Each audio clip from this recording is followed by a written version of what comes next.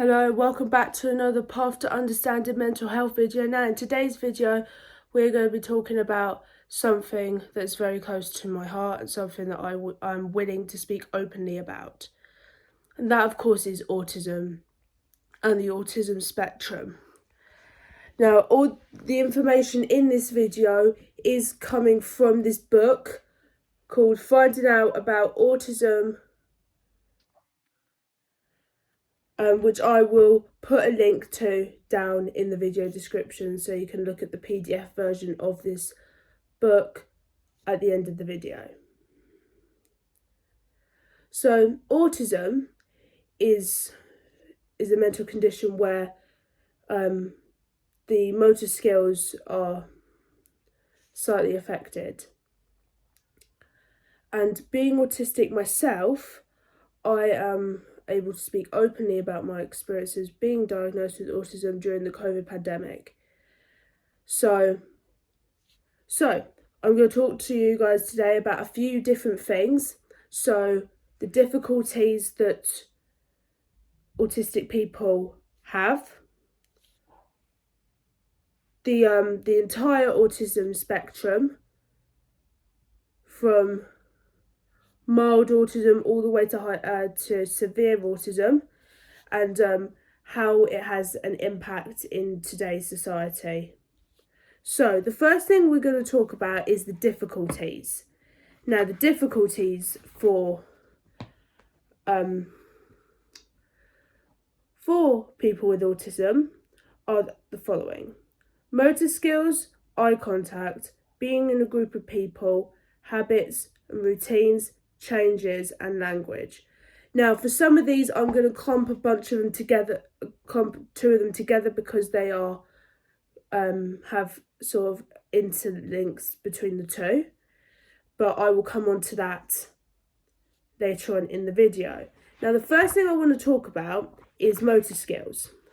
So motor skills is the body movements. Some of us with autism may have certain problems with motor skills. Could be clumsy, can talk or walk or both, depending on the severity of the autism, of the person's diagnosis of autism, and things like that, which can lead to most people being really uncomfortable in school settings mainly, public settings as well. So an example of that could be that, you may be good at like a certain subject, but certain subjects are weaker at others, which is normal. Everyone has that. Even if you're not autistic, there are going to be some areas that you're not going to be as strong. And for me, mine's English and maths. I'll hold my hands up and I'll admit that. So with the motor skills, it means that sometimes when autistic people say things, sometimes they don't necessarily mean it.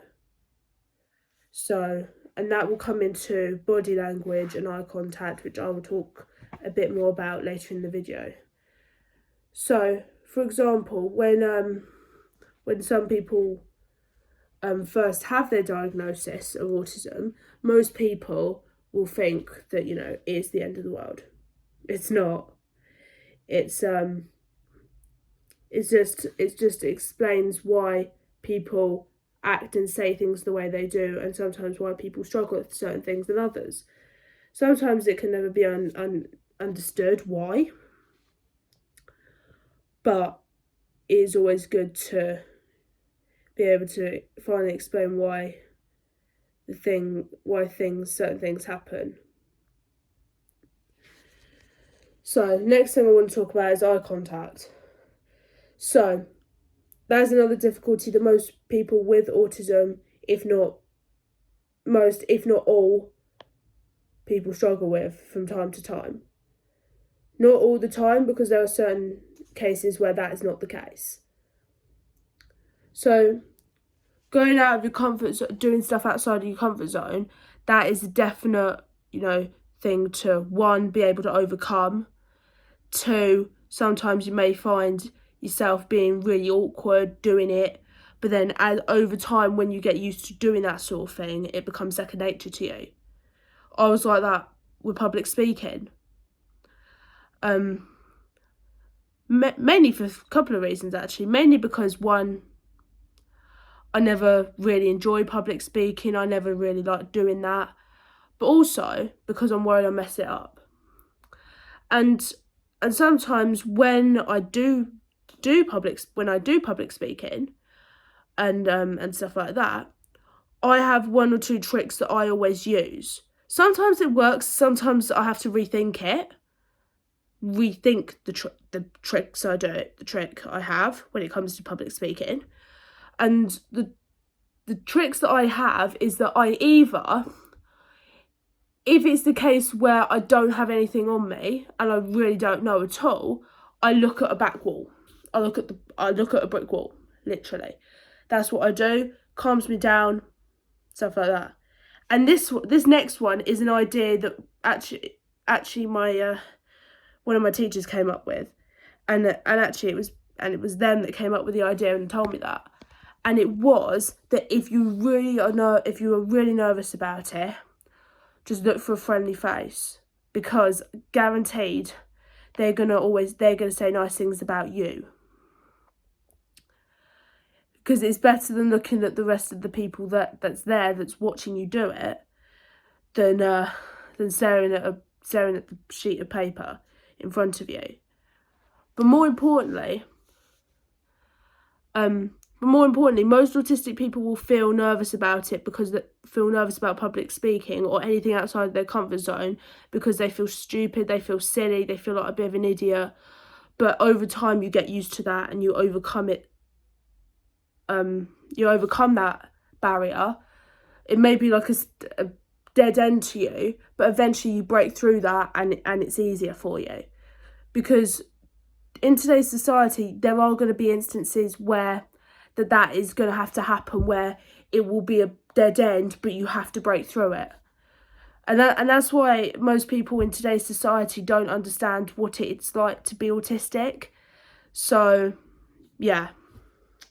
But another difficulty, really, that most people have is being in a group of people. Now, this is a common one.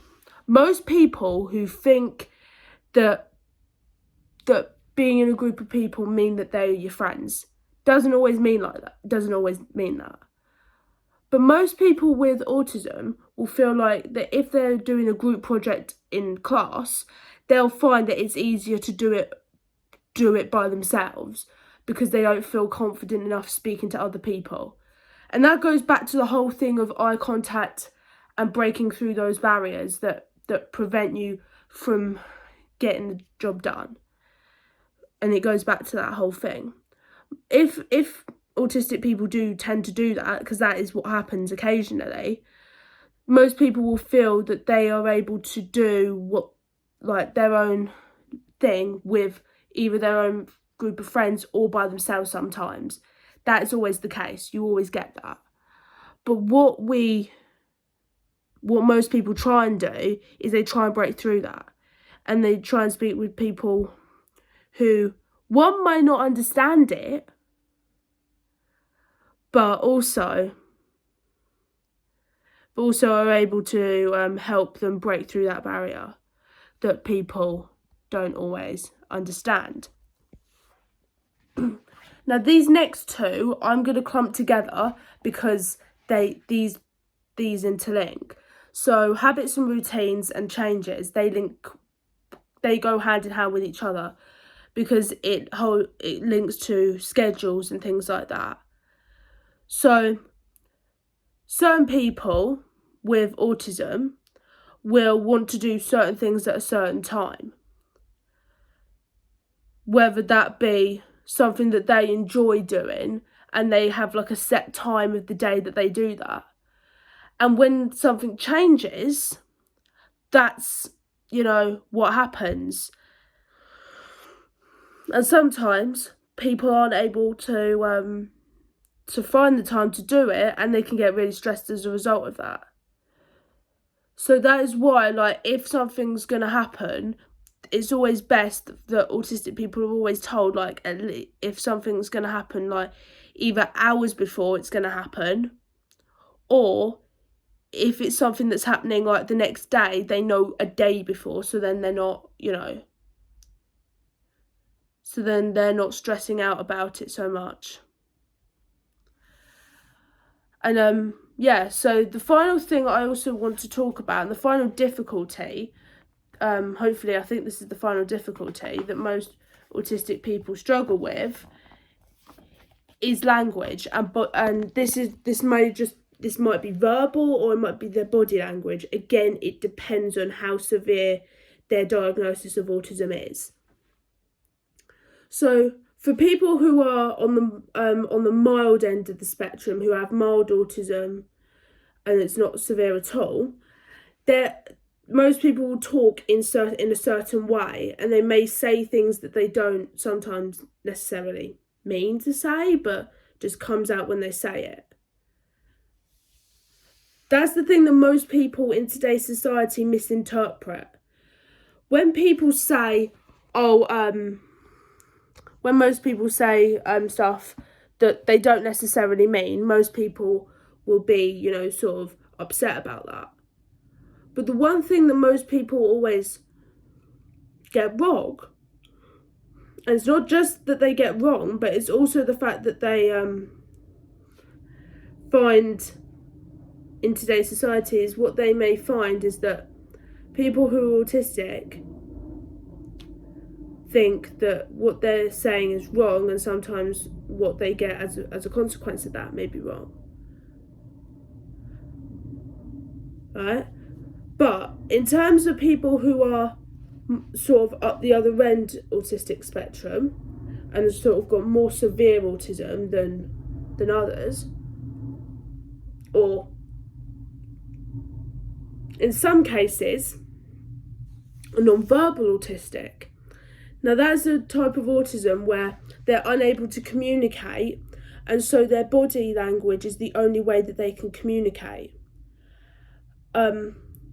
So sometimes when autistic people, get angry about something and they lash out, sometimes if you give them like harsh punishment for it, then that's not gonna like be helpful for them. Because if that was to happen in today's society, then a lot of people would be uneducated on autism and the entire spectrum.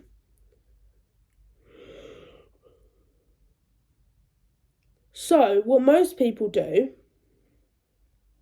right, is that they talk about, and most people do this, so most people, fellow autistic people, autistic celebrities as well, not just people, so not like just like me with what I'm doing with this channel, but other people are using their social media to promote autism as being a good thing. Because most people think that autism is a bad thing, and it's the reason why most people are unable to do things, and people always say, that they'll never amount to anything because they've got a mental disability.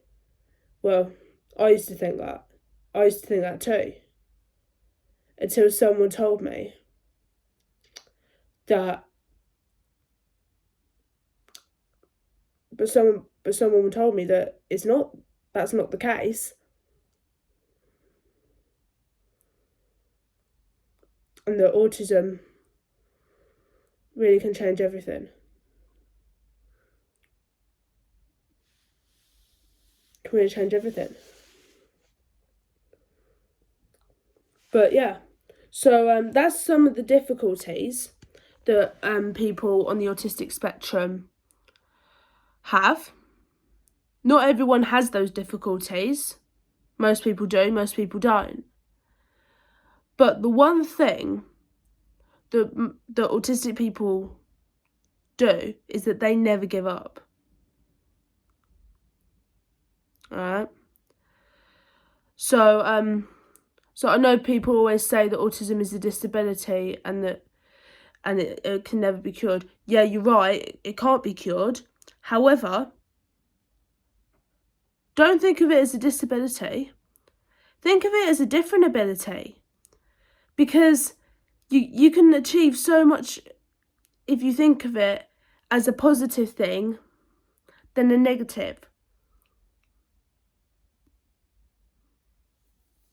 So, in terms of how it affects people in today's society, now this is going to be very shocking to most people, but I have to put it out there.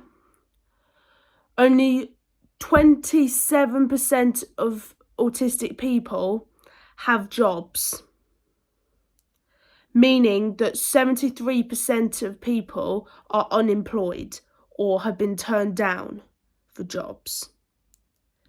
Now, the reasoning behind that is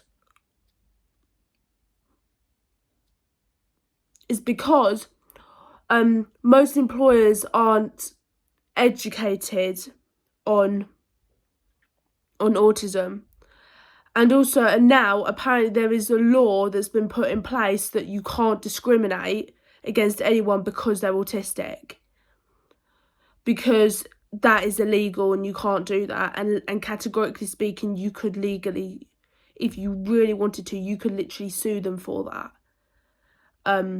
Because if you get the job and disclose that you're autistic, but you're not getting the appropriate, you're not getting the appropriate